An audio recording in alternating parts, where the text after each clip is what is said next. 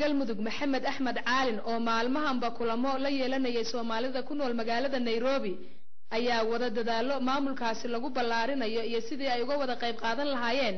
dadka ku nool deegaanada uu maamulkaasi ka taliyo kulankan ay maanta yeesheen maamulka galmudug iyo waxgarad iyo siyaasiyiin ka soo jeeda deegaano ka mid ah maamulka galmudug ayaa ka hadlayay sidii ay uga wada qayb gali lahaayeen maamulkaasi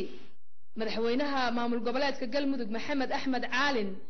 iyo gudoomiyaha gobolka Gedo Xasan Sheekh Cabdi Faray oo kamid ah siyaasiyiintii kulankan maanta ka qayb galay ayaa ka hadlaya dadaalada ay wadaan maamulka galmudug waxa weeye magac ahaan galguduud iyo mudug weeye Soomaali badan ayaana degan gudaha beela badan degan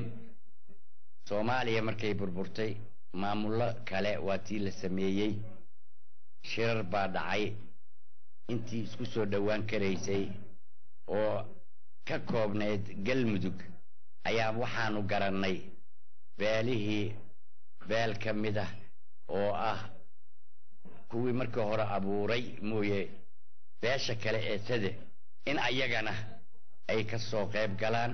la iskaashado la xoojiyo la ballaariyo maamulkaas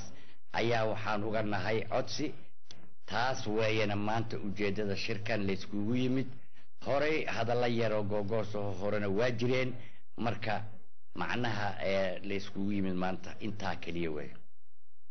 arrimihii aad noo soo jeeseen run ahaantii waxa weeyaan oo ku saabsanaa in maamulka galmudug la ballaariyo lana gaarsiiyo magacu inta uu khuseeyo iyo in kale oo lagu darayba waa arrin horumar la run ahaantii waayo Soomaaliya dhibaatada ma ka jirta waxa weeye wax caadi ah maaha gaar ahaan koonfurta